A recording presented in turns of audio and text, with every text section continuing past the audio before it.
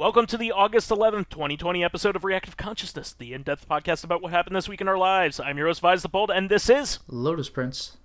And we have another wonderful show here for you that is jam-packed with awesome goodness. We got lots of really pretty cool news here, but from right off the top, I wanted to mention the big news going on in the Street Fighter Capcom world here. Yoshinori Ono, who is the producer and basically head honcho of the Street Fighter series, as well as basically any fighting game that Capcom has going on, is leaving the company as of Sunday. So yeah, I think that's when everybody heard of it. After 30 years, being 30 years with the company. Yeah, he's been there, I think, for all of Street Fighter. Like, he's the Street Fighter guy. Yeah, and in fact, he was the main guy on Street Fighter 4 and basically revitalized fighting games. Before that, you know, we had Tekken still going on, so that Tekken was still pretty strong, and we had Soul Calibur still going on, but the resurgence in the fighting game interest really hit, like, you know, for all other types of games and stuff like that. You know, we probably wouldn't have the current Mortal Kombat series without Street Fighter 4. You wouldn't have a lot of the other big side games, you know, like the any of the Arc Systems games and all that stuff. Basically, there wouldn't be much room for the side stuff, and like Street Fighter 4 is one of the best games of all time. It really is, and Street Fighter 5, of course, continues to have an impact on what's going on. It is always the main event in any fighting game tournament. It is contentious. The current game is contentious amongst Street Fighter fans. I know our friend of the show, Mr. Ryu, is not a big fan of 5. He plays it because you have to, but he likes 4 better.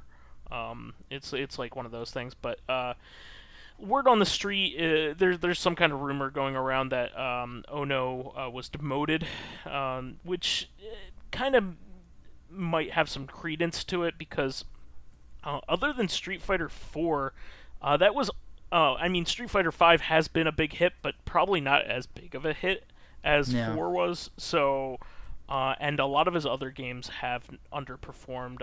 Yeah, Street Fighter Cross Tekken notoriously underperformed. Yeah, and also, everybody forgets about this, but Marvel vs. Capcom Infinite.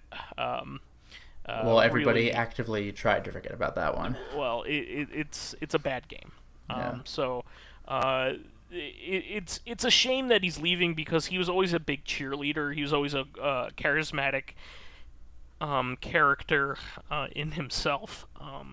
He was always had a lighthearted and kind of goofy way about him, and he clearly loved the series, almost like, you know, Koji Igarashi loved Castlevania. He just absolutely loved it. So I don't think he's indicated what he is going on to do after this, but and I don't think we have a successor yet. So it's just that new of a news item. But do you have any opinions or commentary on this?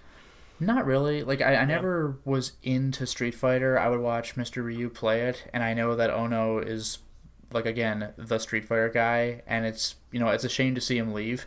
I did see a little bit of speculation on Discord, like people wondering if he'll suddenly create a not Street Fighter game, like Igarashi made a not Castlevania game, but it's, like, you know, better than Castlevania as of late. It is very. If anything, if we've learned anything over the years, that it's extremely difficult to create and maintain a fighting game. Yeah, they're among the harder things to do, because you have to really keep that network going and constantly tweak, like, buff and nerf characters and things of that sort, because any fighting game in the downloadable content era looks nothing like it did on its vanilla release. Things are, like, radically different with character stuff. Some of it's really subtle, and you'd have to be a fighting game fan to know, really have some's obvious. really embrace the games as a service. Really, so No, not even games as a service, although that is true. But I mean, just like how characters perform. Like if you play a vanilla release of the game with just the base characters, and then play the current version with the same characters, you're gonna notice some differences. Some of them you have to be like a hardcore fighting game fan to notice. Others you won't. yeah, I think really uh, maintain like creating and maintaining a fighting game, and also ensuring that your audience is well invested and takes it seriously, as well as ensures that it is the game that they need to play and practice up on and spend money within.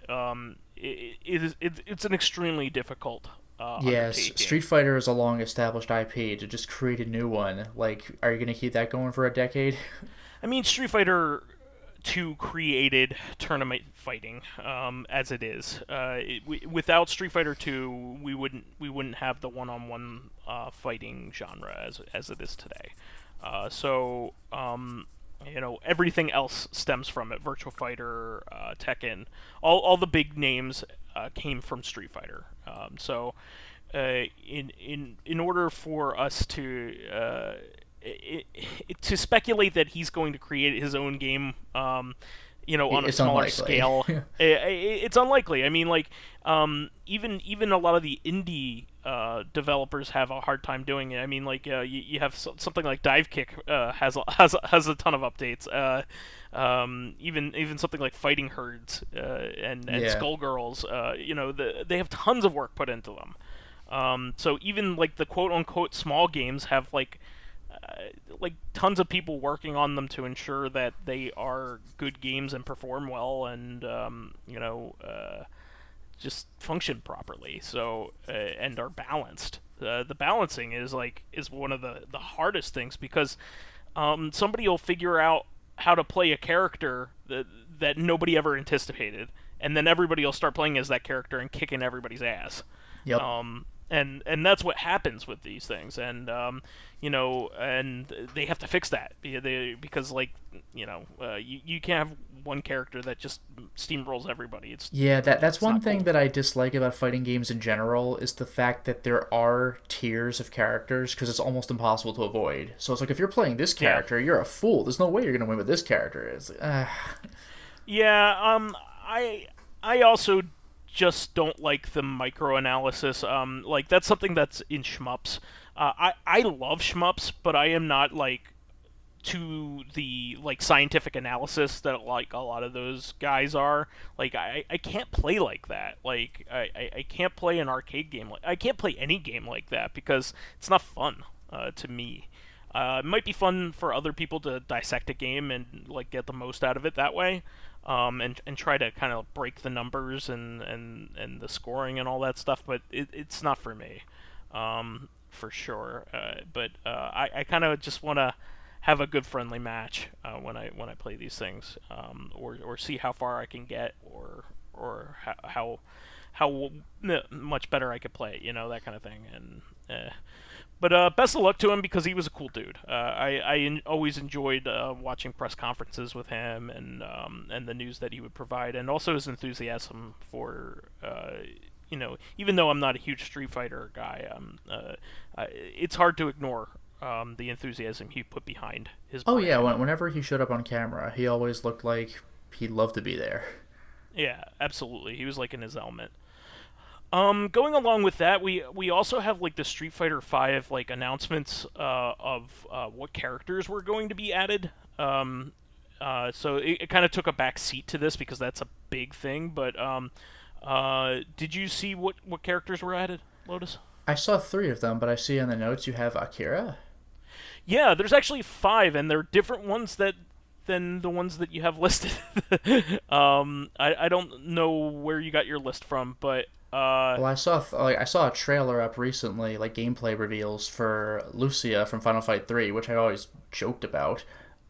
E Honda and Poison. well, So I I saw a heard video that of them. season 5 will have Dan Hibiki, Yes. Rose, and Oro. Yeah, that's pretty rad. and then Akira from Rival Schools, which is I was very wondering about that. So yeah, the girl in yeah the motorcycle helmet. yeah the one with the skull motorcycle helmet that looks Yeah, really yeah. neat.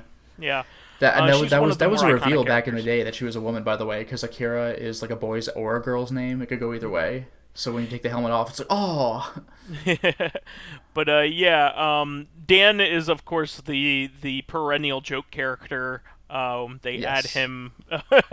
They add him whenever there are some players out there, but they mainly they don't main him for sure. But no, he is originally the story behind Dan is really funny. yes, He is so Capcom and SNK made fun of each other a lot back in the day. They took pot shots at each other because they were major competitors, and they had character like SNK obviously had characters that were quote unquote inspired by Ken and yeah, Ryu. art of fighting. Yeah, so that would be Rio and what was his name? Rodriguez. Robert. Rodriguez, right? Or is it just Robert? But anyway, I forgot the last name, but Rio was Sakazaki. yeah, that's right. So in Art of Fighting, which those characters would later get added to King of Fighters, which is where Yes. they are now. Um, they made Dan in response, which is a weak amalgamation of the two of them. Yeah, he has Robert's face and Rio's body. Because Yeah, Rio is basically, I mean, the actual gameplay in Art of Fighting is a little bit different. It's slower and the hits are heavier. But Rio wears a gi. Like, Rio is Ryu. Like, come yeah, on. So, like, yeah. Dan is Rio's body and Robert's face with, like, the long ponytail. So he's intentionally nerfed. What was he added to Alpha? Dan was first an Oh, Alpha character, I jeez. think. Yeah, maybe. Yeah, I'm pretty sure of that about that. But like the joke was always that like Dan in real life is actually a good fighter, but everybody else has supernatural powers. Well, yeah, I mean, it's like Dragon Ball Z with Hercule or Mr. Satan. Like, he actually, like, he's always portrayed as He a could joke, kick but, anybody's like, ass in real life. yeah, he's a But, legit fighter, but, like, when everybody can teleport and shoot beams out of their hands, like, what do you want? yeah, like he could throw a little tiny fireball out of his Yeah, out that of his poofs, hands, like, right in front of his hand. but like that's very impressive. Yeah, if you could Like, do that in real compared life, to a you'd normal be doing person. that all the time. So his quotes and his win quotes and his like story His win scenes quote are is always fucking reflect that. savage. Yeah, it's so funny. My father could beat you, and he's dead. It's like, Jesus. And somebody showed me actually on Discord today that there's a game like Pocket Fighter. Apparently, one of his special moves is he just like picks up like his dead dad and just hits you with him. And it's like, whoa. It's drawn goofy, but it's like, wow, Dan has no limits. Yeah, and the next character is Rose, who is also a Yeah, Rose is Street from Fighter. Alpha. Yeah, Street Fighter Alpha character. Inspired, by the way, by Lisa from JoJo Part 2. Oh yeah, she does look like that. She has like the sash. The scarf. I think one of her costumes in 4 might even be like a Lisa callback. Yeah, that makes sense.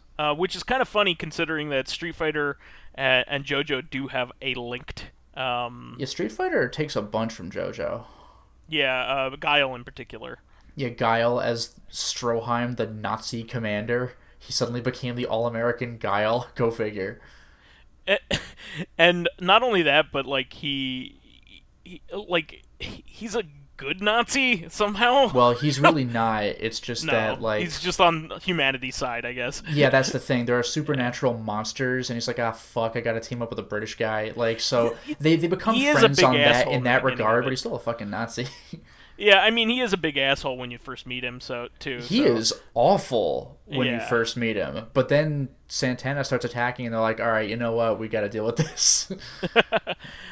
Oro, I think, is a Street Fighter 3 character. If I'm Yeah, not Oro is mistaken. so badass that he exclusively fights with one hand behind his back. I think he only ever uses his second hand for one of his special moves, like the Spirit Bomb. And even then, I might be wrong, but I think he Spirit Bombs with both hands. But otherwise, he just constantly... It looks like he has one arm, but he doesn't. He has one hand. He just type.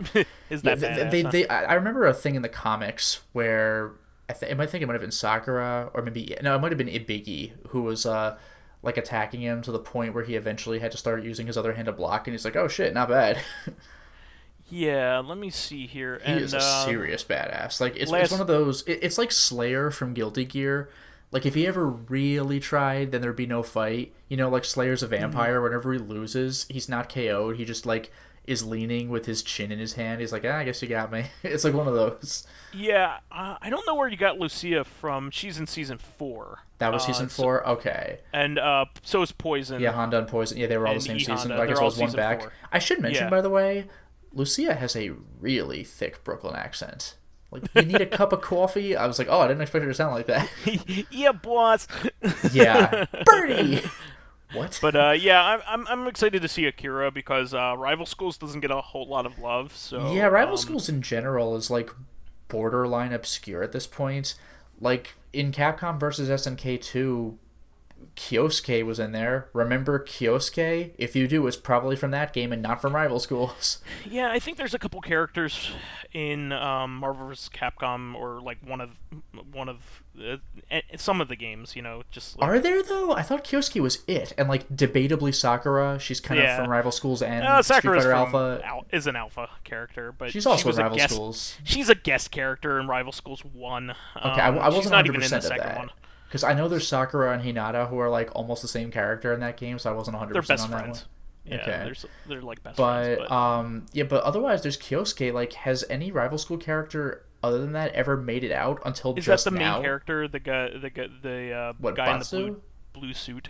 Yeah, has he ever been in... Oh, well, he was in Project Cross Zone 2, I guess. He's just been in a few things. Other Has than he? Rival Schools, but that's it. Yeah, I mean, can't like, even he's the think of most what he's notable. been in except for Project Cross Zone. Like, has he ever been in a fighting game past Project Justice? Like, I can't think of where you would just play as Batsu.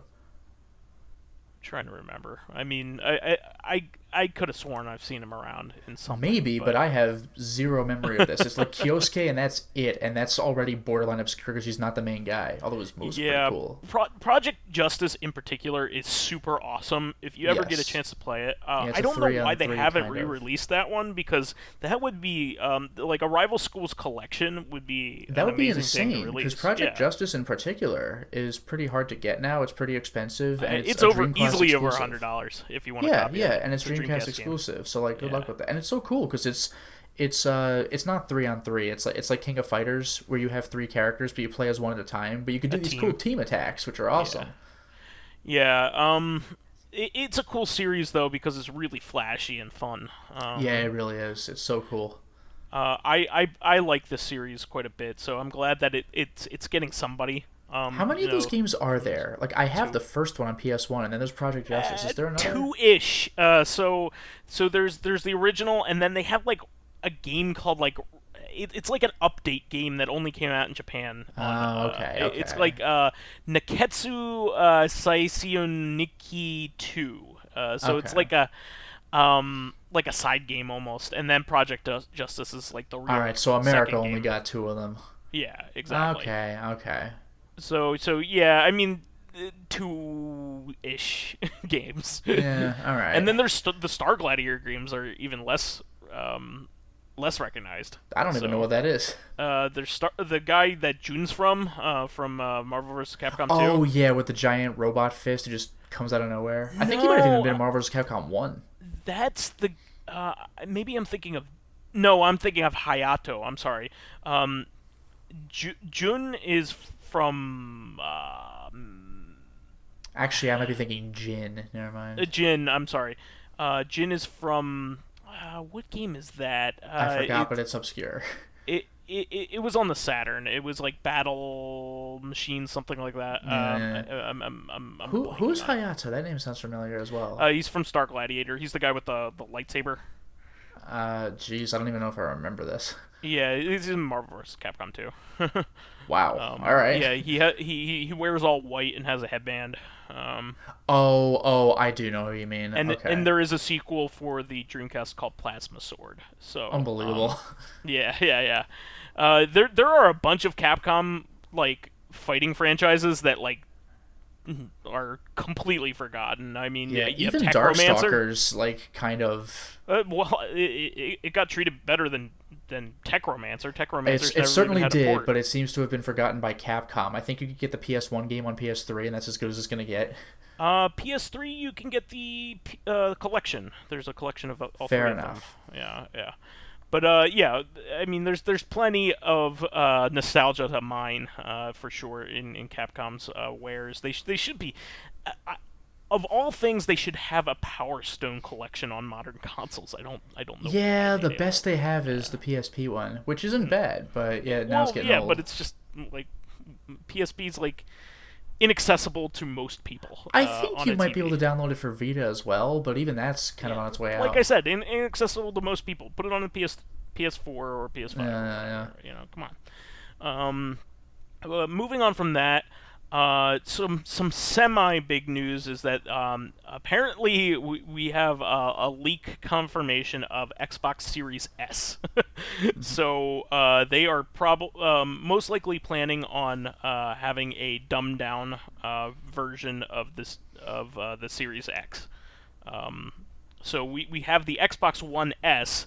So there is a Series S probably in the planning. I swear to God, these naming conventions are like Stupid. the worst. Like, this is worse than new 3DS or Wii U. Like, this is fucking Yeah. impossible to follow. It's like Guilty Gear's naming conventions. Like, what the It's fuck ridiculous. is the next one? I don't know what They they're should called. just call it Pro and like Classic. Just or do the PlayStation something. thing. Fucking number them. Like, this is Yeah. like impossible.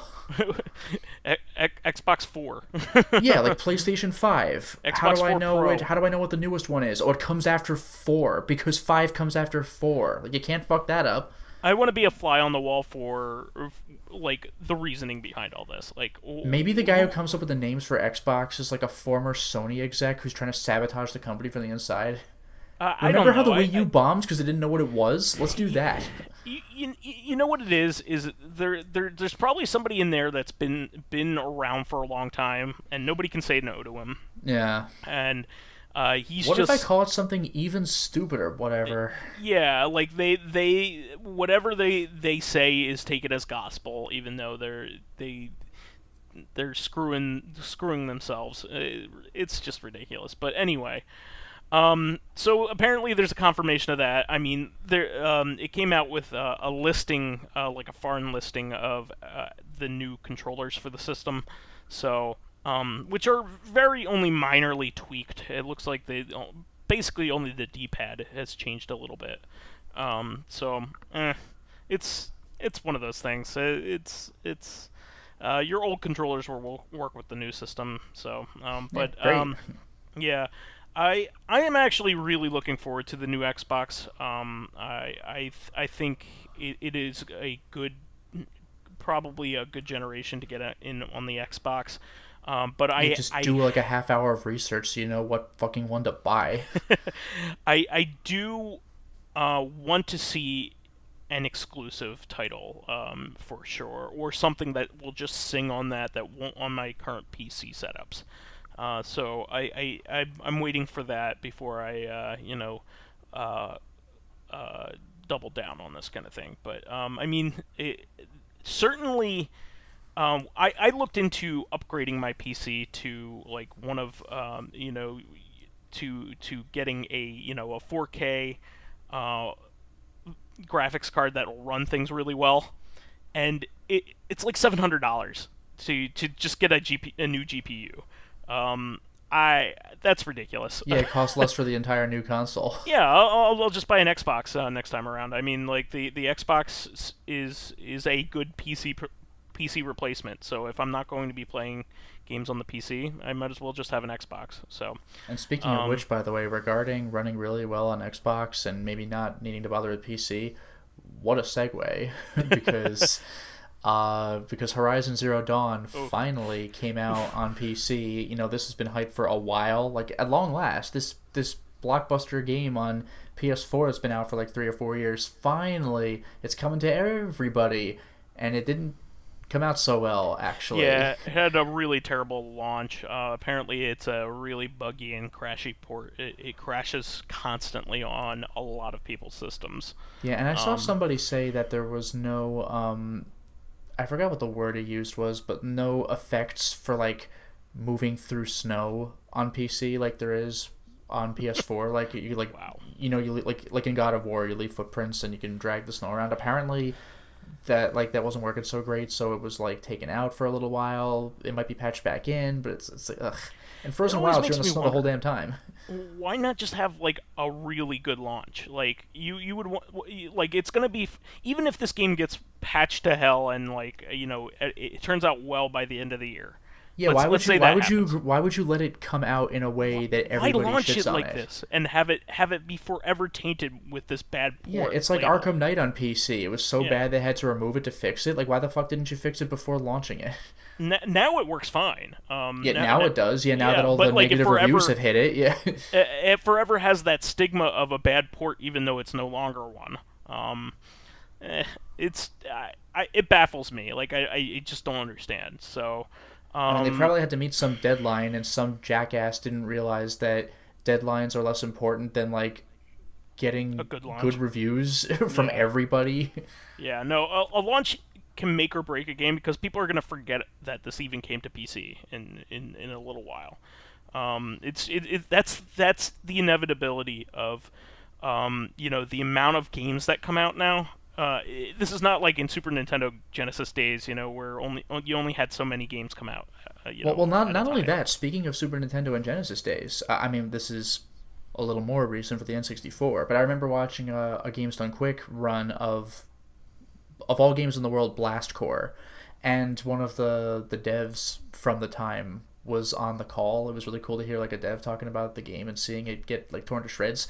But the dev had pointed out that like in the days before patching, like you had to buy cartridges in bulk and then release them. If they have bad releases, you are straight fucked because you have to just throw the cartridges out. Like, what are you gonna do? Like, so you must get it right the first time, or at least right enough. Like with Zelda Ocarina of Time, you know how like different cartridges have like slightly different patchings because if you try hard enough, you could discover this glitch. But like even in the earliest stages, the game is perfectly playable and it's not a complete fuck up because it's just minor stuff usually. You'd have to rip all those games off of store shelves. Like it'd be unworkable.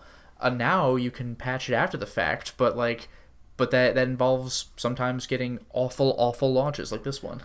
Well, see, this is why I don't understand this, because we all know, we all understand what the cycle of PC game buying is at this point.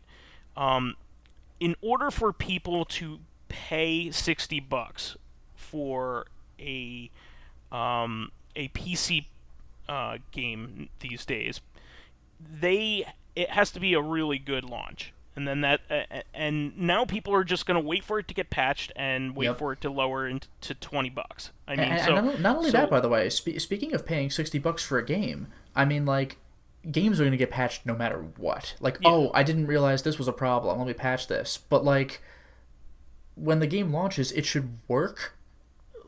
Like, hello. Yeah. So essentially, early adopters are getting punished, and it shouldn't be that way. Yep, that's always the way.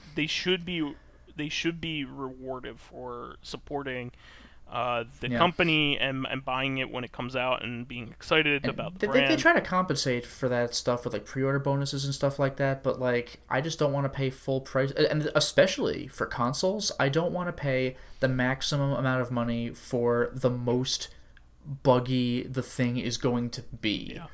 Like if I wait like 3 years, now it works and it has a library and it's like $100 off. Like, well, okay, we're the exception. I mean, we typically only buy stuff once it's been severely discounted, unless it's something that is unusual or will be tough to find in times to come. So yeah, I haven't bought a console at launch since the GameCube. Yeah, I mean, well, I always say that you wait for the killer app for a game to come out, for a system to come out. With the Switch, that was like an exception because Breath of the Wild was there. I mean, that's just the thing. That's where you and I differ. The killer app makes obvious sense. Like Breath of the Wild is the game to play. For me, I wait until I wait until the system has a library, because I am not going to buy a $400 console for one game. Like, hell no. I mean, with the Switch, number one, it wasn't that expensive. It was $300. And number two, it's Nintendo. Like, you know I there's knew gonna it be a was going to giant be. fuck off library. I wasn't. I Yeah, had you don't no have to worry that doubt. the Nintendo library is not going to be adequate. Like even the Wii U had a pretty solid library, but like yeah, like I wait until there are a bunch of games on the console, and by the time that happens, the initial games are like you said, like $20 anyway. Like when I got a PS3, Virtua Fighter 5 was like $5. I was like, all Yeah, right. I mean, Nintendo consoles are the exception to that rule for me because they generally have an air of quality, even at launch, and for the most part that's true. Well, And and even the Wii U, like it's not as bad as yeah, people say. It's just that it's been overwritten now. yeah. All right, moving on. Speaking of Switch stuff, Yeah. this is really awesome news. Pikmin 3 Deluxe was confirmed for Switch by Nintendo. Outside of their Direct Mini, which I think is really funny, like happened like right after. Yeah, how apropos, by the way. Like Pikmin are mini. They should have fit right in. But yeah, this is awesome news. This is one of the very even fewer Wii U exclusive titles that people really want to see on the Switch, and they are not only including the game, but all of the DLC is part of the package, as well as a new section. That's like section. legitimately like I don't It's personally I'm not into Pikmin, but like when you do something like that. Like when you include DLC, I didn't even know Pikmin had DLC. Like, I mean, that's pretty cool. Game. Yeah, but I'm excited for this because I never got a chance to play it, even though I bought it. And I was a big fan of Pikmin 1 and 2, and I just didn't get around to Pikmin 3. It was just one of those things. Did you ever do that one 3DS game? You know what? I have that too, and I haven't played that one either. Okay. It was like, hey, Pikmin. But yeah, I forgot what it was called. yeah. I'm excited for this just because like I really like that series, and it was kind of an underdog series for Nintendo. It was like one of their brand new IPs on the GameCube that really added to it. So I'm glad, and I hope this sells well because a lot of people seem to be pretty darn excited about it. Yeah, so it kind of reminds me a little bit of Overlord, if that means anything to you. Yeah. I completely agree. Actually, Pikmin 1 and 2 came out before Overlord. Fair enough. It's basically like a real-time strategy game with action elements, and it's a lot of fun. Normally, I'm not an RTS guy, but this is something completely different. I guess technically it is strategy, and it is in real time, but it's not like, Warcraft or anything. Like you do have unit types, and they do have their own purposes. And the purple guys are strong, and the yellow ones do something else, and you need X number of them for this area. Like, so you gotta like budget yourself a little bit. It's a lot of fun though. I really enjoy the Pikmin games, so I'm looking forward to getting this and purchasing it. I mean, this basically only leaves behind only like a couple games, which is like Devil's Third, which I keep joking about, and Fatal Frame Made in Black Water, which I do not joke about. Yeah, Fatal Frame 5. We also have Xenoblade Chronicles X, and that's true. The big one is Super Mario 3D World. That's very bizarre that they haven't moved that on over. People are speculating that will be in the next Nintendo. It has to. Like, we forgot about Mario. well, I mean, there's what Game and Wario. Yeah, I mean, Game and Wario is not gonna make it over. Like that's going to be one of those games that you keep your Wii U for, and as well as Nintendo Land. That's not going to make it over. Sad to say. That is kind of sad to say. Like, I mean, I'm not going to go out hunting for copies of Nintendo Land, but like when I play it, it's pretty fun. It is. Yeah. Legitimately, I will keep my Wii U around for those two games, but I know they won't get ported. I've made this point before, but also your digital download DS games if they never bring that over as well. That I believe they'll. Yeah, I really hope they do. That would be amazing. Yeah, I mean they have to catch up though. I mean they have a lot more systems to get on the Switch before they get there. I mean GBA games are much more important. Do they have N64 yet? They don't have N64 yet. Yeah, they just have Nintendo and Super Nintendo. They don't even have they don't have anything else. So really, they should have a unified system app. Like you should just have all of them all in one app. I don't know why they don't. But anyway, yeah, I just wanted to mention that because that's really cool. But Super Mario 3D World is a fantastic, really fun, really awesome game that needs to get ported. And after that one gets ported, I mean, most people can rest on the Wii U ports because, I mean, Xenoblade Chronicles X it's a shame that it hasn't been ported, but it's hardly an essential game. It's one of those games that people are like, out of all of them, that's the one that isn't as good as the other ones. And not only that, but doesn't it do its own thing? It's not like part of the canon. Game. It's a separate, yeah. It's a spin-off game, and it's like an open worldy, almost like MMO-ish, even though it's not an MMO kind of game. Well, I thought Xenoblade was like that anyway. Not really. It plays like, that Final Fantasy 12 like battling, if that's what you mean. But like, yeah. But this is more like go on a quest and you have to collect this amount of things and you progress things that way. Just like the MMO structure. Yeah. But it has a story, but it's loose. That kind of thing. All right, moving on from that. Rocksteady confirms that they are making a Suicide Squad game after all of these years. The funny thing is, the movie has such a stigma about it, but there's nothing wrong with just the concept Suicide Squad. Yeah. And Rocksteady, I mean, they're the Arkham Asylum people. Like I'm confident they'll do a good job. Well, and the new Suicide Squad movie, I guarantee will be at least fun. Oh yeah, the Suicide Squad. Yeah, I mean, it's by James Gunn. He doesn't make bad movies. I mentioned this when they first announced this, but there was just the funniest tweet in response to the announcement, and it was like, so what are we supposed to be then? Some sort of the Suicide Squad? It was the funniest thing. But yeah, I mean, this will be like the third Harley Quinn movie, but it's kind of like because Birds of Prey, yeah.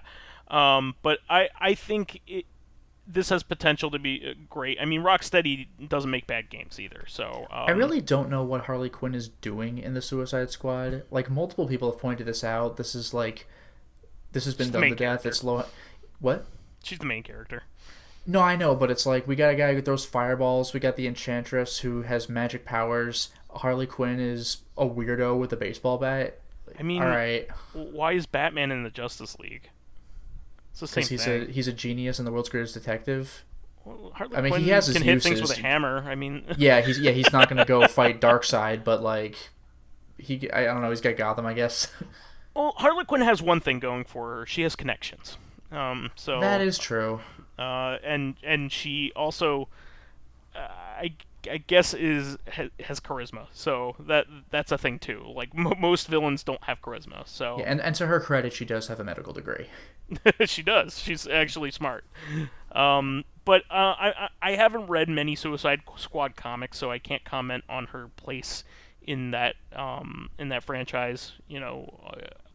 At large, but that's what she does have going for her as a character. So anyway, plus people, she's there to sell it. Of course. Let's just put it. Yeah. Oh, my favorite character, the guy who shoots fireballs. I forgot his name. But yeah, I mean, Rocksteady making another Batman world game is really cool, especially with a diverse set of characters. From the outset, like you don't have to play them in like separate modes. I'm sure you could switch to them on the fly, or they have different sections of the game or whatever. And it's also interesting because they're actually different characters. Because in the Arkham games, you could sometimes play as different characters, like Nightwing, but like they all played the same though. Yeah. Because and that's not like, and that's not even a knock on Rocksteady. It's like those characters would play the same. So Suicide Squad. It's pretty radical differences. Yeah, none of the Batman family have any superpowers, and these guys, some of them do. So and some of them have guns as their thing. I mean, none. Yeah, Deadshot. Yeah. I mean, so you have radically different gameplay styles for each character, which is really neat. Moving on from that, I just wanted to throw this out there. 13 Sentinels, then the next game from Vanillaware of Odin Sphere fame and and Muramasa and Dragon's Crown. Dragon's Crown. Their game is up for 13 Sentinels is up for pre-order on Amazon. I definitely recommend. This is going to be one of those games that you're going to want to pre-order because it comes with cool stuff. Most Vanillaware games come with like cool art books, and the art is the attraction with a lot of their games. Yeah, Vanillaware is. It's not all about presentation, but presentation is like their big thing. It is also a mostly a visual novel, so it's not going to be a huge audience that buys this game. So if you want a physical copy of it, you're going to want to get it at launch. And this is going to be released by Atlas, just like most of their last few games have been released. So I definitely recommend that pre-ordering that if you are a visual novel fan or a Vanillaware fan or both, which I am both. So I will be taking to it. Apparently, it does have some gameplay, but it's minor in comparison to the story and everything that happens in it. Apparently, it has like a tower defense-y style gameplay, but apparently it's minor in comparison to the story that you're supposed to take in. One thing that I wanted to mention real quick is that Vanillaware's first game, which is Princess Crown for the Sega Saturn, was never brought over to the United States. It also came out on PSP in Japan as well, and we've kind of Vanillaware fans have kind of always wanted to be able to play it and haven't been able to. In Japan, they released a port of Princess Crown along with this. As kind of like a pre-order bonus. They haven't mentioned anything about this, but it's kind of like on my list of things that I hope that they're taking into consideration. Like even if it's not a pre-order bonus, maybe somewhere down the line an English version of Princess Crown finally. But that's just my own hopes. Moving on from that, Atlas and Sega are in talks to release more ports to Steam now that Persona 4 did really well. Look, who would have thunk? People have been asking for the shit for years. And yeah, what are the odds that allowing more people to buy it was a good idea? It did really well. One of your games that is locked to the fucking Vita, to a fucking Vita. That is considered to be one of the best of its type, and people have been begging for it because they don't want an esoteric system, and you finally release it on there, and it sells like gangbusters. Yeah, I can't believe that there are a lot of potential buyers on Steam. Yeah, ridiculous. But what a revelation. Yeah, I'm sure that they're thinking about other Persona games and things like that. Maybe even Persona 3 at some point, but. Who knows? I mean, Persona 3, if they are going to make a new release of that, I would want it to be some kind of definitive release, like with all of the enhancements of P3P, but with the Fez stuff that they left out. They need to overhaul Persona 3 in order to get it to a perfect version, if you ask me. But there are plenty of other Shin Megami Tensei games that are locked to other platforms that could certainly use this. I also wanted to mention that I've been following the Geo Pocket Color ports to Steam because they are the best versions of those games to play, including even fan emulation and all that. The King of Fighters R2, which is the major King of Fighters game for the Geo Pocket Color, was released, and it is a lot of fun. I downloaded it, and it plays just like I remember it, but on a modern system, and you could play 2-player on one screen and all that stuff. Really awesome stuff. And they finally also released Samurai Showdown 2, the Geo Pocket Color version, of course. This initially was a pre-order only bonus for the modern Samurai Showdown game. They released this as a separate purchase. So thankfully, so it's not locked, and lost to time. So that's really cool. I'm really excited to see what other games that they will release in this series in the future. This comes after Gal's Fighter as well, so I think they have 3 games so far. So I'm looking forward to even more in the future. Hopefully, the Last Blade game gets support, and always kind of hoping for that SNK versus Capcom game, but less likely for sure. And I also wanted to mention, I mentioned last week that Arcade Archives was finally going to release Burger Time, which is a favorite of mine, and I just wanted to give impressions of it. I still can't beat that second level. It is a fucking hard game. Yeah, that game is no joke. It is one of the most brutal arcade games that I've ever played, and I like it a lot. There has to be some super wizard that knows how to play this game a lot better than me, because it is so difficult. The second level even looks hard just by looking at it. Your character only has a couple advantages over the bad guys, and there are lots of them. So I just wanted to throw this out there. Also, huge surprise and out of nowhere.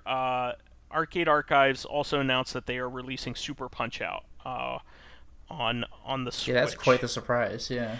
I Finally, you could see where Bear Hugger first came from. Yeah, I very much doubted that Super Punch-Out. And this is not the Super Nintendo one. This is the Arcade Super Punch-Out. Oh, jeez. Arcade Super Punch-Out has, of course, never had a port, just like Arcade regular Punch-Out has never gotten a port. But this also has the character Vodka Drunkinski in it, which I swore up and down was probably going to be the reason why this game was not going to ever be re-released. And lo and behold, it's coming this week. I am super excited. Is he still called Vodka Drunkinski in the new version? He probably will be. It'll probably get a teen rating, if I had to guess. Nintendo's been a little bit laxer with their censorship. In fact, the Switch is the place to go if you want non-censored games most of the time, compared to the PlayStation. So yeah, American Sony's really up its own ass this generation. I think it's global Sony. They've censored a lot of they've also basically said that they don't want Senran Kagura games anymore on Sony platforms. I mean, it's just it's one of those things that they're cracking down on stuff like that. But yeah, I mean, Super Punch-Out is one of the last Nintendo Golden Age arcade games that has never gotten ported. There are only a few left, and this is the biggest one. We have Come on, Popeye.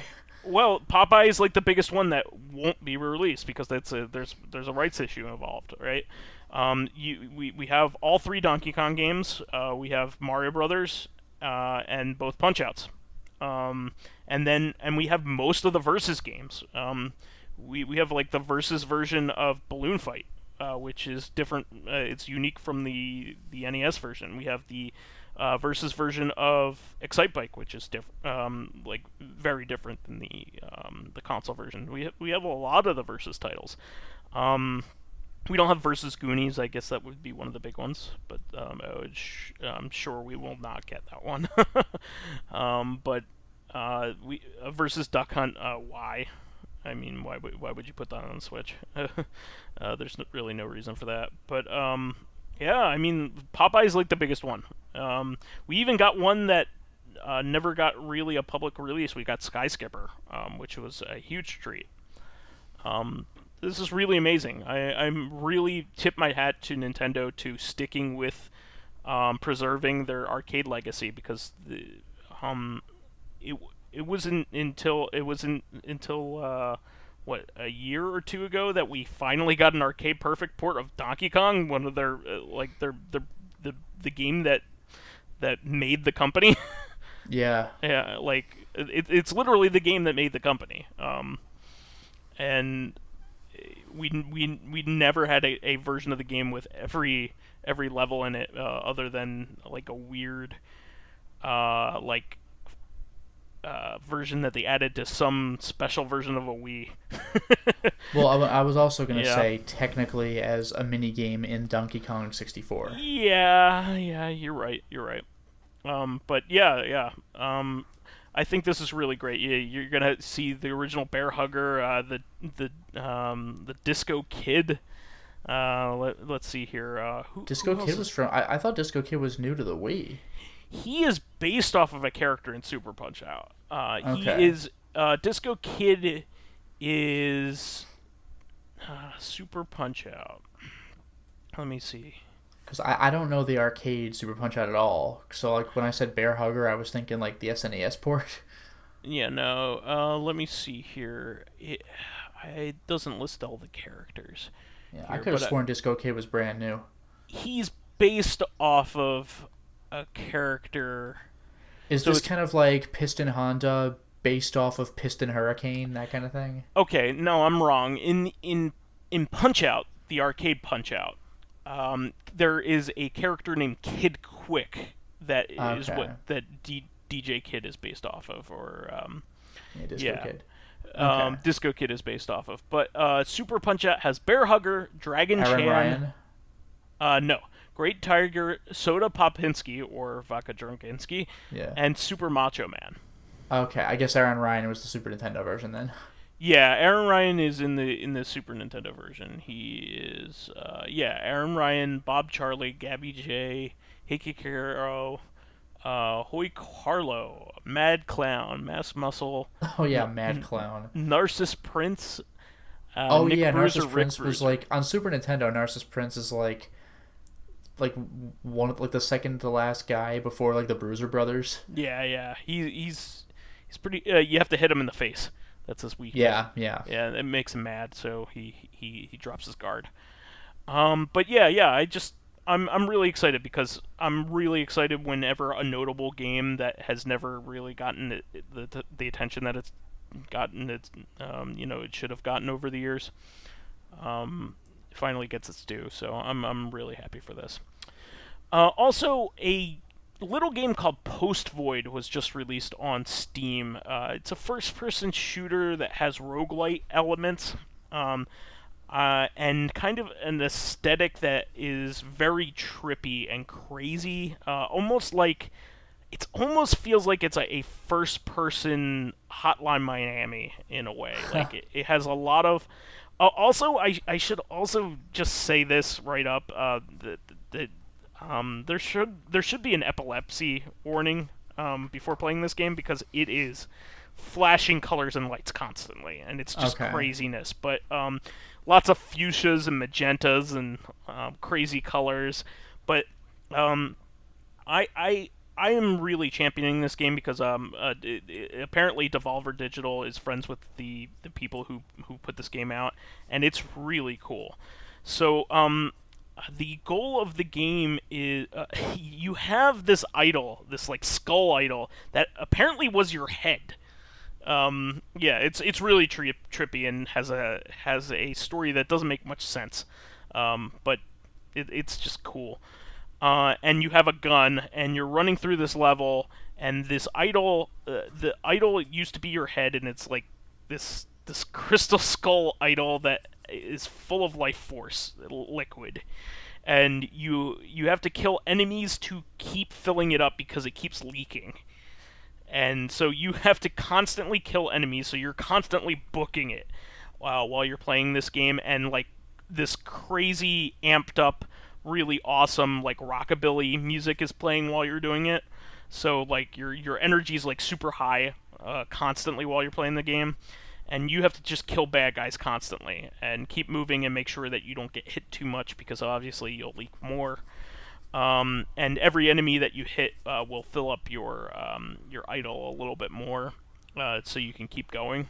And it has like 11 levels to it, and I've only ever been able to get to the third level because it's just a really hard, intense game. But it's a lot of fun. In between each level, just like a lot of other similar roguelite games, you get a choice of 3 upgrades, kind of similar to Nuclear Throne or something like that. Oh, yeah, yeah. You get a choice of 3 upgrades. So one of the upgrades might be like your liquid drain slower, which is a great one to have, obviously. Enemy bullets are slower, for instance. You can change your weapon from like what seems to be like a German Luger pistol. You can change it to I've seen so far a shotgun and a katana. So it's really interesting, and I think it's really cool, and I always like really trippy stuff. And upon launch, it is only $2.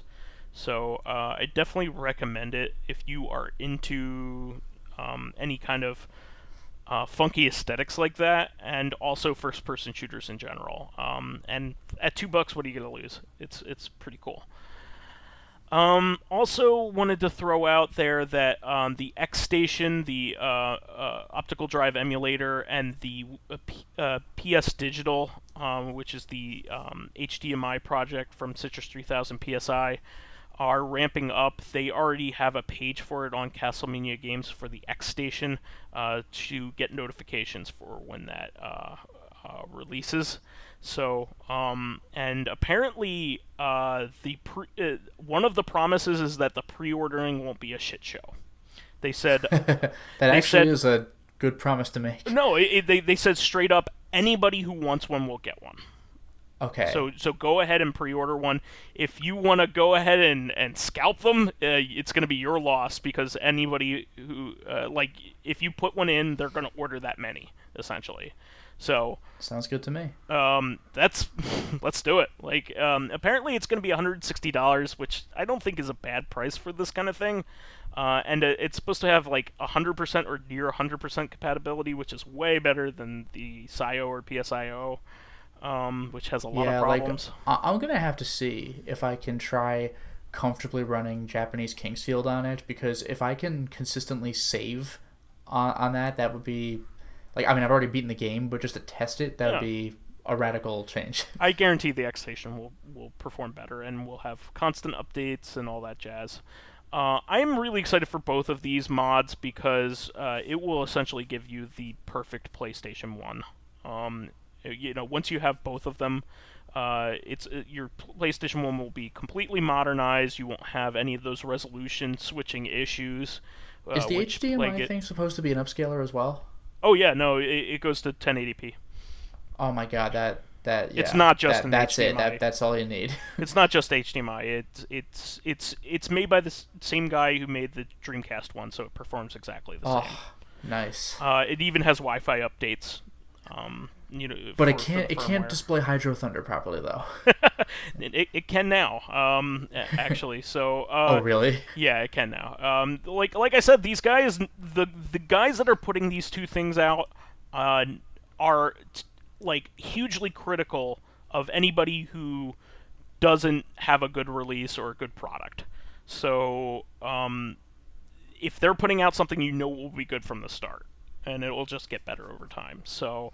I am not worried about it one bit. I will get both of these things. I'm just going to put it out there, because PlayStation 1 is a pain in the butt in order to, even with all of the things that have access to PlayStation 1 stuff, like PS3 and stuff like that, I can't play Japanese or fan-modded games on those systems. That's the thing that always bugged me. A PS3, this will be perfect. I could play everything on PS1 and PS2, but no, I still have to keep these two old systems around just for foreign stuff. Yeah, it sucks. And PlayStation 1 has tons of actually PAL and Japanese games that you'd want to play if you were a fan of not only that gaming. You'd want to play, but in a lot of cases that you could play. Like Cowboy Bebop, maybe you can't understand what they're saying, but it's a shooter, you could play that. There's plenty of shmups that were never released in the United States. There's a lot of horror titles that we're both fans of that Hell Knight were never released here.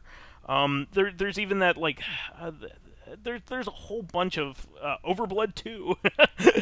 My favorite. Yeah. There's lots of all kinds of really weird, interesting weird experimental PlayStation 1 games that we never got to I've already see. mentioned this just a second ago, but hello, Japanese Kingsfield with the fan translation. Yeah, I mean, there's even a PlayStation 1 game where you take the reins of a flying sneaker and like fly Oh, through. I know. I forgot what it's through a called, but I room. know what you're talking about. Yeah, I mean, like there's all kinds of weird, trippy, awesome stuff that you will never see anywhere else. LSD Dream Emulator. LSD Dream Emulator is another one.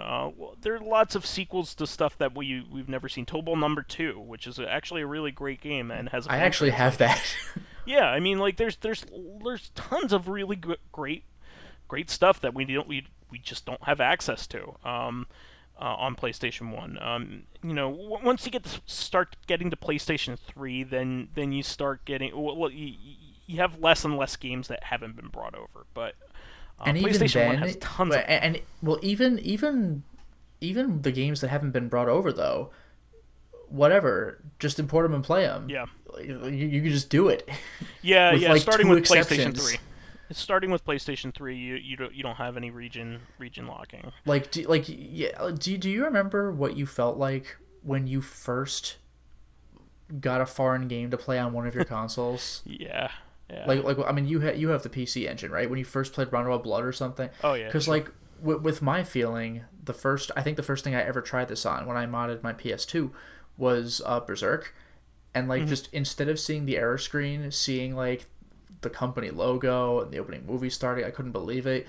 Like, well, it was the same thing when I imported JoJo All-Star Battle for PS3. I didn't like. I was told that the game would just play foreign titles, but when you haven't tried it yet, the first time you ever put a Japanese game in your American system and it just works, it's like it feels so cool. It feels like you cheated the system somehow. Yeah, I'm trying to think of what my first import game was.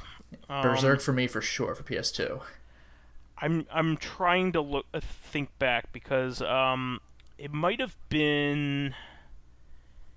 Did you do the Super Nintendo thing where you cut out the little tabs in the system? But I don't know if I did that until later. Okay. It might have been Rhythm Heaven for the Game Boy Advance. Oh. Yeah, it might have been that. But yeah, like there were lots of games that I wanted to import for during that time period. It was definitely during that time period. I got a PS2 with a flip top, a slim PS2 with a flip top. So I did eventually get Berserk.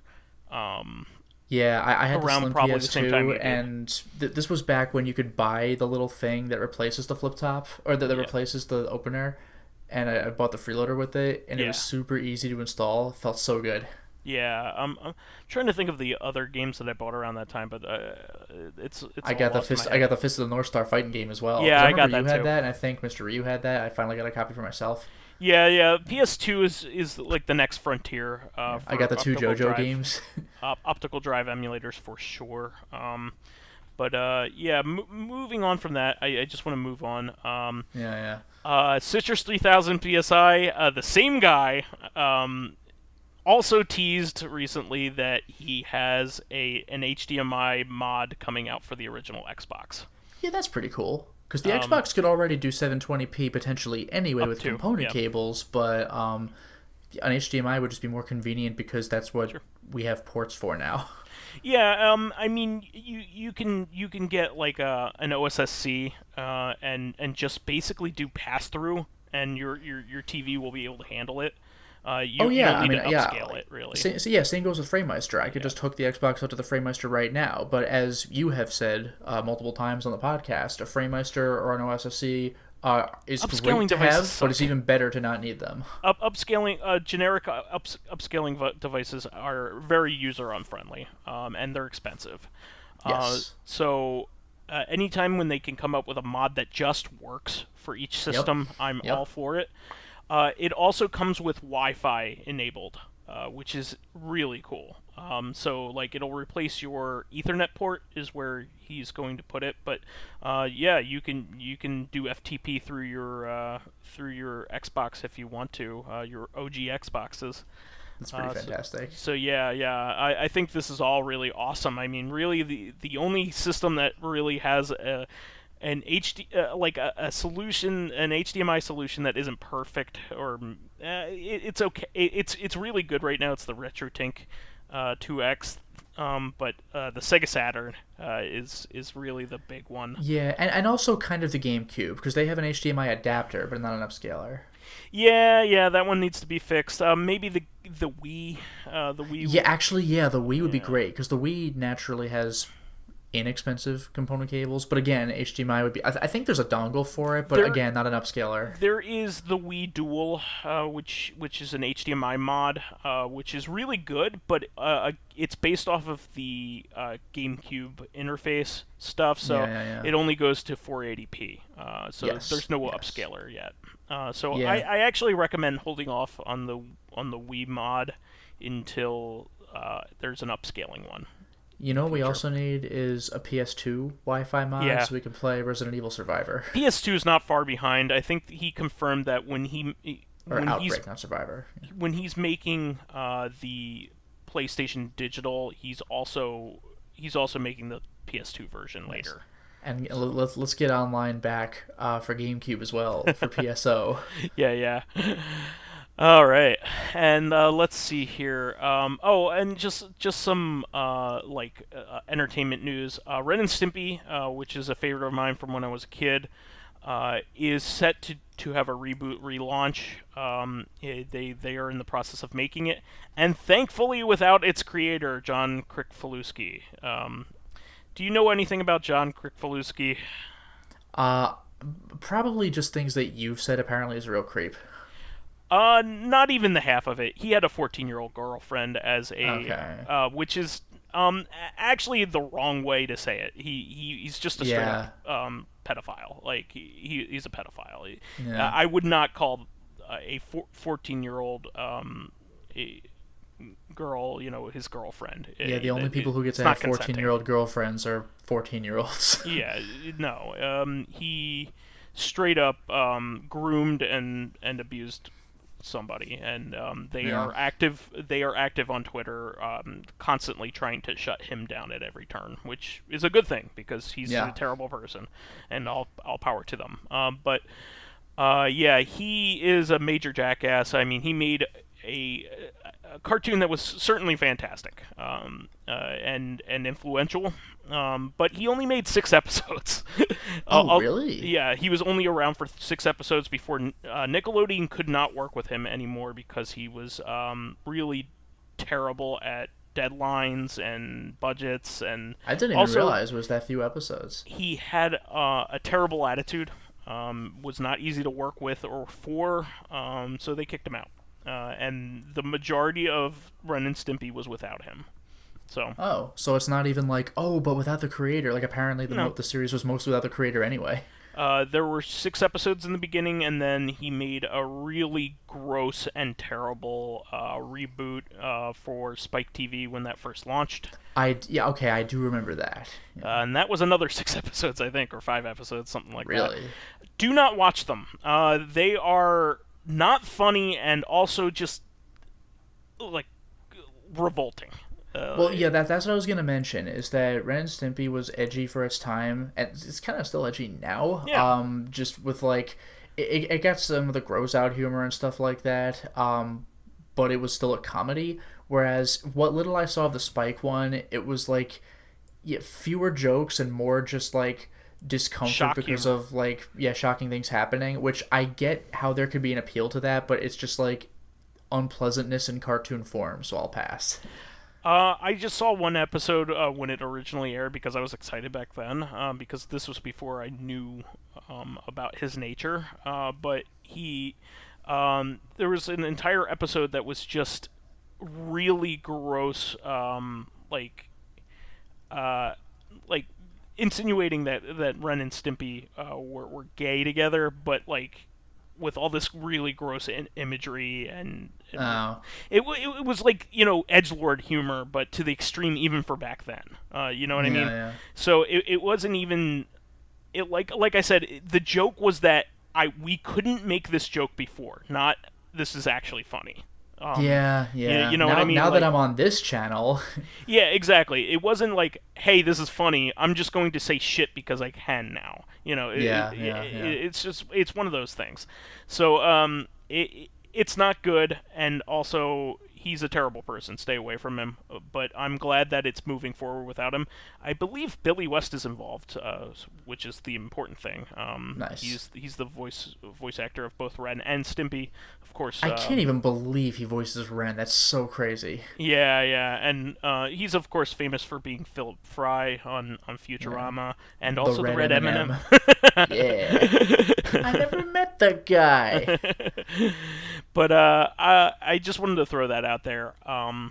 And also, I just wanted to quickly mention the kinds of stuff I'm playing recently, just because I'm just thought it was pretty interesting. I finished the Resident Evil 2 remake recently, which was chef's kiss. Mwah, really good. But probably my favorite Resident Evil game. Like, honestly, it's just that good. And you hardly ever say that about like the one you just played. You know what I mean? Oh Um, yeah. but I started Star Wars Jedi Fallen Order because I got that on sale, and I'm pretty excited to keep running through this because it's Dark Souls but with Jedi. Yeah. Um, Star Souls. yeah, yeah, it's a lot of fun too. It's hard too. Like I put it on a notch above like normal because normal is supposed to be for beginners, and they say people that are used to melee combat games play the notch above, basically saying if you've played Dark Souls, play this one. Yeah. And so I'm excited, and I'm really enjoying it. I'm really liking it. I also am starting to play Monster Hunter World with our friend Gamer. Um, I'm really excited about that too. I've only played the introduction, but I think it'll be a whole lot of fun. It's a beautiful game, by the way. And also, just real quick, I wanted to mention that I imported a PlayStation 4 game. I don't do that many times because most of them come over nowadays. But I ended up getting the Virtual On collection that I've been Huh. talking about a few weeks back. I just wanted to mention that, and I also got the newest Virtual On game. It was like a certain magical Virtual On. It's like a tie-in with an anime that apparently is really good. Oh yeah, that's like a certain something railgun Yeah, or whatever. yeah, that's it. Yeah, a certain magical, whatever. Yeah, I think it was railgun. I think. Yeah, that's like the second game in the series or something like that. Yeah, yeah. But I was excited that I was able to get a copy of it because apparently it's delisted from digital. Weird. So yeah, I was happy to get that. Apparently it's one of the best Virtual On games. Nice. So I picked that up. I also got some points, like some Japanese PSN points because I wanted to get the M2 shot triggers games that I didn't own. There's one it was called Sorcerer Striker that hadn't made it over, so I just wanted to quickly mention that I did some importing. And normally don't have a venue to say that, so I just wanted to throw that out there. Anything else you want to mention, Lotus, before we wrap things up for the week? Well, casually, I've just been Sure. on and off doing a little here and there of Super Hot Mind Control Delete. I am Oh still yeah, how is enjoying it? that game. It's a lot of fun. I mean, like every level plays largely the same, where you don't know what environment you're going to be in, but you got to kill. It's not like the old Super Hot where you have to clear the room because enemies keep spawning. Once you kill enough of them, then the level just ends. So you got to like just deal with more and more enemies coming in until you kill like 7 to 10 or something like that, which is harder than it sounds. But there are all sorts of really cool upgrades you can get, like force pull your katana back to you once you've thrown it with a little bit of a cooldown timer to it, so it'll take out whatever enemies are in its path, things like that. Be able to just charge right up to an enemy and punch them in the face. That has a cooldown timer, but it can get you out of a jam. There's the ability to swap bodies that you had in Hmm, the original Super Hot, like later in the game. sure. So good times. Um, for recording stuff, I've been hacking away at Dark Souls 3. I'm nearly done with the game. I'm just How you trying to liking it? wrap. Oh, I love it. I'm trying to wrap up the last two covenants, like max out the covenants so I can get their magic spells, so I can get the trophies, and then just run through the game for a third time, just picking up rings that now exist on new playthroughs, like +2 versions of rings I already have, so I can get the get all ring trophy, and that'll be it. So the only trophies I need now are get all pyromancies, get all miracles, and get all rings. I have already gotten all sorceries, so that's pretty nice. Are you liking it better than two? Oh yeah, 2 is the black sheep of the series. I mean, Yeah. like 2 is not a bad game, but like you could tell it's not a Miyazaki title. 3 leans kind of heavily on the Dark Souls 1 references. Um, but it's a little hard for me to tell whether I like 1 better than 3 because I have more nostalgia for 1 and I don't for 3. But 3 might be the better game because Dark Souls 1 just kind of turns into now go to these 4 dungeons once you get the Lord Vessel, and it feels a little more linear. It's like a very open game until it isn't. Whereas Dark Souls 3, I think they kind of took stuff like that into account early on. Like, you still have to take out 4 entities to get to the end of the game, but it's not like now is the time where you do that. Go back to these old areas. You're like, okay. So you could just make it there from the beginning, which is pretty nice. So the game feels a little more organic in that regard. And the DLC is a lot of fun. There are actually 2 DLCs for it, which is one more than Dark Souls 1 and and Bloodborne had, but Dark Souls 2 had 3 DLCs, which I actually for the most part like more than the base game. Um Otherwise, I've been streaming Suikoden 2, which I am thoroughly enjoying, and I've actually started playing Evergrace. Remember Evergrace? I only know of it because I used to work at a GameStop, and it was one of Yeah. those games that I always saw on the It's wall. just kind of But there yeah, for yeah. $10 and no one buys it. Yeah, it's a From Software game, obviously, right? Yeah, Yeah. FromSoft's PS2 era is probably its weirdest era. It's like the Yeah. most experimental phase because on PS1 there's the occasional offbeat game like Echo Knight, but it's basically Kingsfields and Armored Core. PS2 is just like throw everything at the wall and see what sticks, and then PS3 is back to Armored Core and Souls, and Hmm. PS4 continues the Souls thing. But PS2 is just bizarre. There's Evergrace, there's Lost Kingdoms, which was on the GameCube. There's what was that Otoge Okay, is yeah, that yeah. The on Togi. the Xbox? Yeah.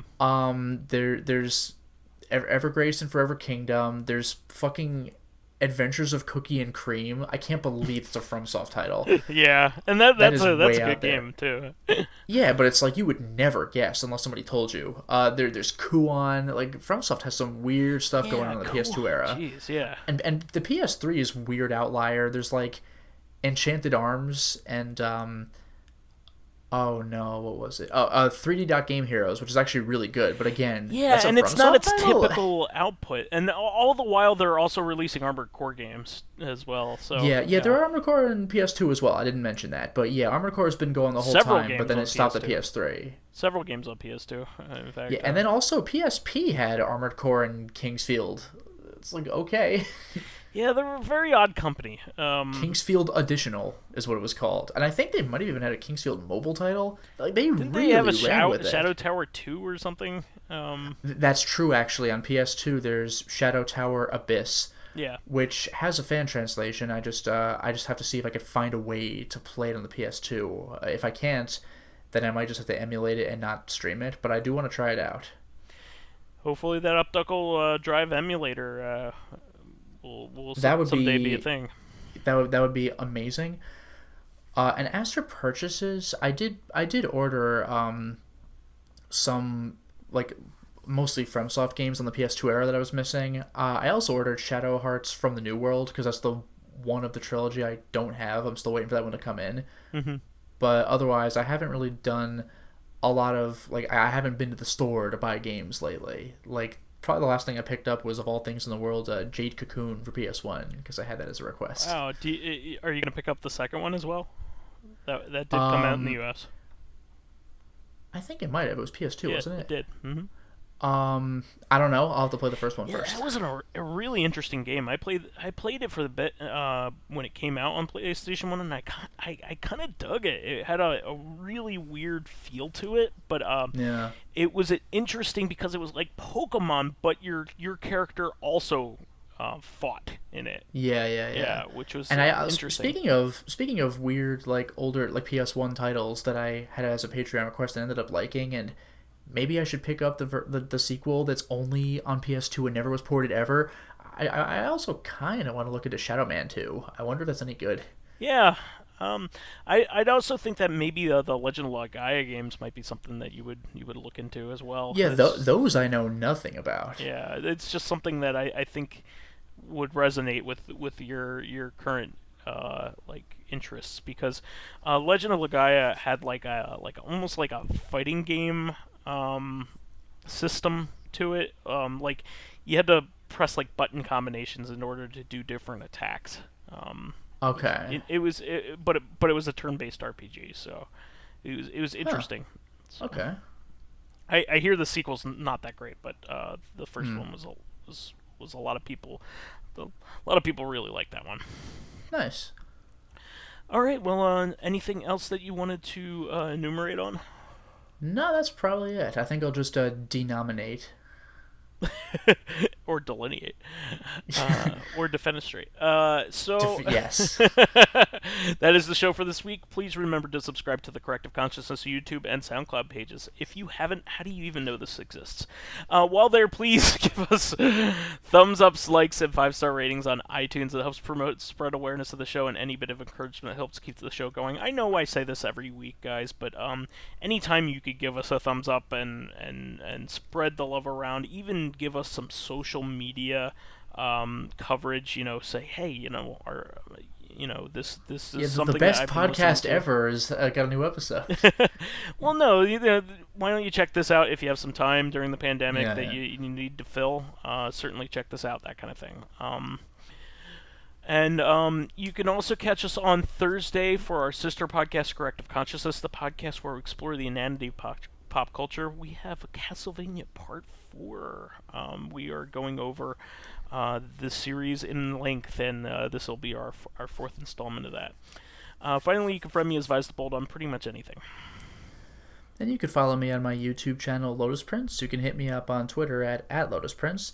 And finally, if you are interested in seeing my videos early, getting in on exclusive live streams, selecting upcoming games for me to Let's Play, which, by the way, the one that has most recently been selected for me is The Swapper, a puzzle game, or getting involved in conversations with me and other patrons on Discord, then perhaps consider swinging by my Patreon account, which can be found at patreon.com/lotusprince.